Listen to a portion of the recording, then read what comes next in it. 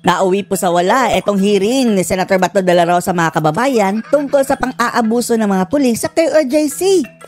Dahil nagmamatigas pa rin itong si General Torre Diwata mga kababayan Ayaw talagang umatras mga kababayan kahit pa anong pakiusap nitong si Bato. Kahit pa anong sabihin mong mga legalities, ayaw makinig di Diwata. Palibhasa, nakasandal sa matibay na pader mga kababayan. At malamang sa malamang yan ang order ng Presidenteng Ngagba. Kaya ang ginawa po ni Senator Bato de la Rosa mga kababayan ay nakiusap na sa ating Pangulo na si Ngagnag. At sinabi ni Bato na, Mr. President, buksan mong isip mo. Pero ewan lang natin kung pakikinggan ba. Dito po natin makikita mga kababayan kung anong klaseng presidente ang hinalal natin ha. Kung sa bagay, Marcos nga diba? Trademark na yan nila, panoorin po natin. We are going nowhere in this hearing. We are going...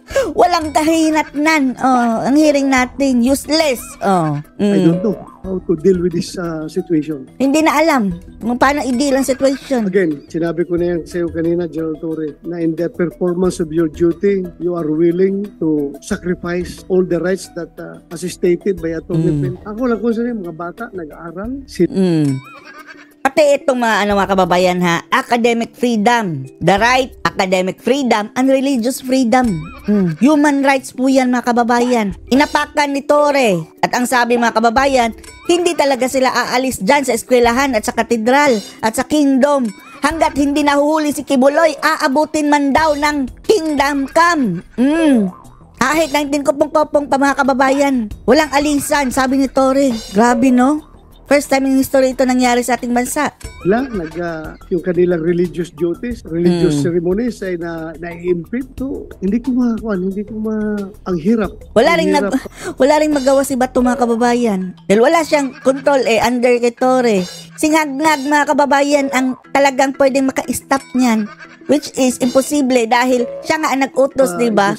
At dapat sana Bato, ang pinakausapan mo ay ang Supreme Court na maglabas na ng dito, statement order, court order. Kung nakikinig sana si President Bongbong Marcos ngayon, ay ang mapiling to yung... Hindi.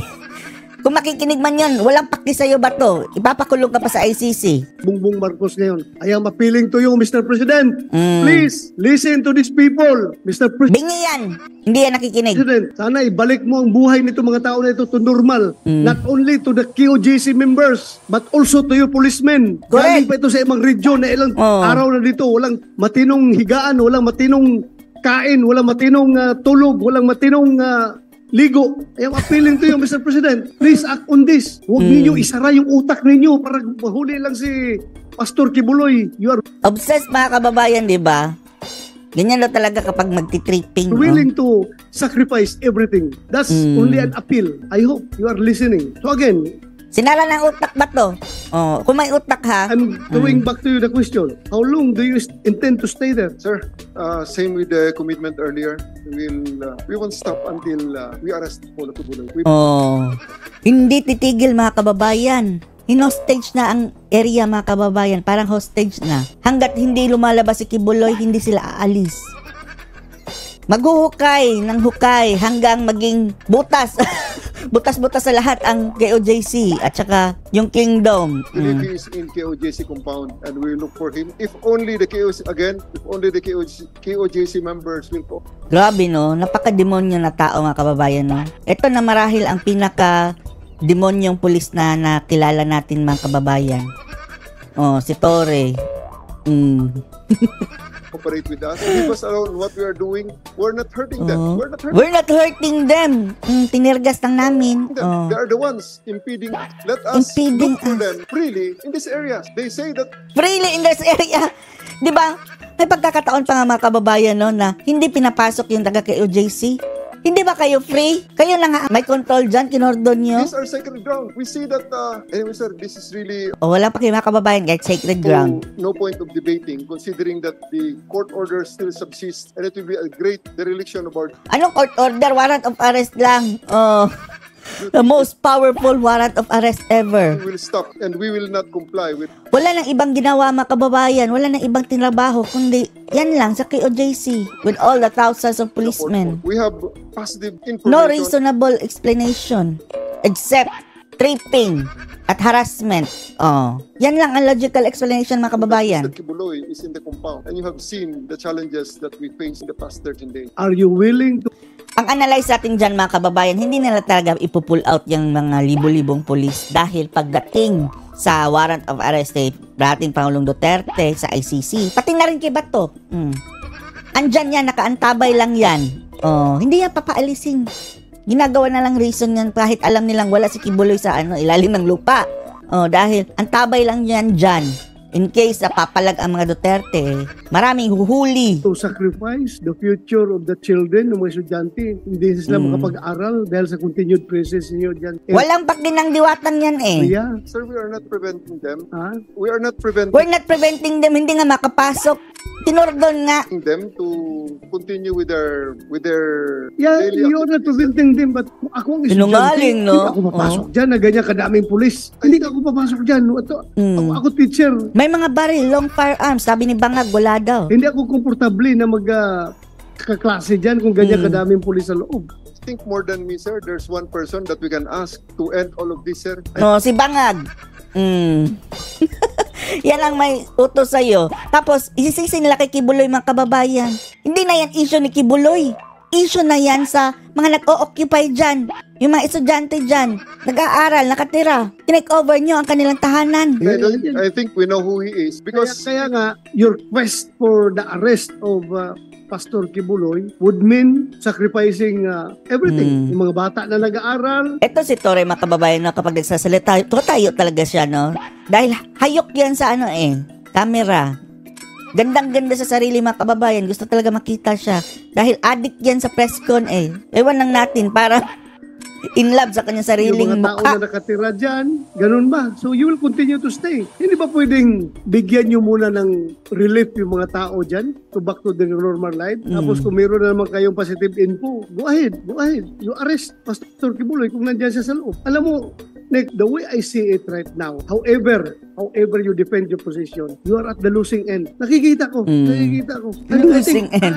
I am suggesting to you, kung talagang after 13 days of occupation of that compound, still, hindi nyo na-aresto si Pastor Kibuloy, I think it's high time for you to make a tactical retreat. For the meantime, huwag mong gawin na rason na pasubo na kami dito, tuloy-tuluyan na namin ito, sir. Dahil May kasi yan sa taas, Bato, instruction, na huwag kayong aalis dyan hanggat hindi nyo nahuhuli. O kahit wala pa dyan lang kayo dahil ang tabay kayo sa pagdating ng warrant of arrest ng ICC.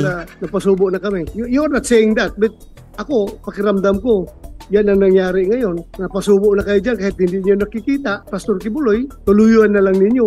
Ayaw na nyo umalis. Alam mo, kung babalik sa normal yung buhay ng mga taga QJC. Hindi lang taga QJC, pati taga Davao City. Naaabala na mga kababayan, lalong-lalo na't malapit yan sa airport, ang traffic. Umalis kayo dyan, pati yung mga pulis natin, babalik rin sa normal yung buhay nila. And we are not preventing you from striking back. Kung meron kayong mabigat na informasyon na nandyan talaga si Pastor, pasukin nyo. Ando na ang mga high-tech equipments, mga kababayan. Mga advanced na talaga. Nagukay na nga. Kung nagukay sila, mga kababayan, meaning, na-detect na nila doon. Walang nakita. Pero continuously staying there is detrimental to both of the parties, QJC at saka kayo, police. Detrimental to both sides yan. I am appealing to you in the name of humanity. Ridiculous. Please be human enough to consider all these things. Hindi na human, maligno yan si Torre, mga kababayan. I cannot give you a direct order, although gustong-gusto ko talaga sabihan kayo na umalis na kayo dyan, but I cannot give you a direct order, otherwise it will be a legislative overreach. I'm not part of your chain of command. Ang gawin mo ba to? Kausapin mo ang Korte Suprema na act on it. Ano ba to si Bato? Hindi ko kayo pwedeng orderan dyan. But as part of our oversight function over you, we have all the reason in this world to give. Sana i-contempt na ito ni Bato, no, si Torre, no, at wag palabasin hanggat hindi aalis doon sa KOJC. Tingnan natin. Yan ang challenge natin dito kay Bato. Hindi ginawa, mga kababayan. View our advice, our recommendation. Alam niya na inaapakan na ang karapatang pantao mga kababayan sa mga estudyante, sa mga nakatira doon. Hahayaan mo lang yan, Bato?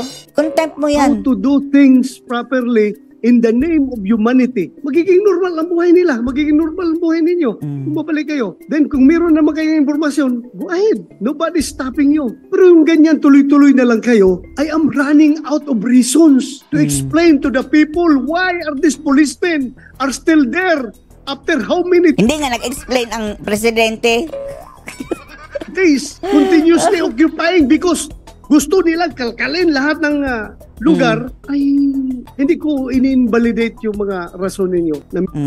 Ewan lang natin. Basta ang ending nito mga kababayan, walang napuntahan. Ang hearing na iyan, lalo pang nagkaroon ng reason si Diwata na mukhang maligno na mag-stay na longer. Anong masasabi niyo dito mga kababayan? Post your comments below.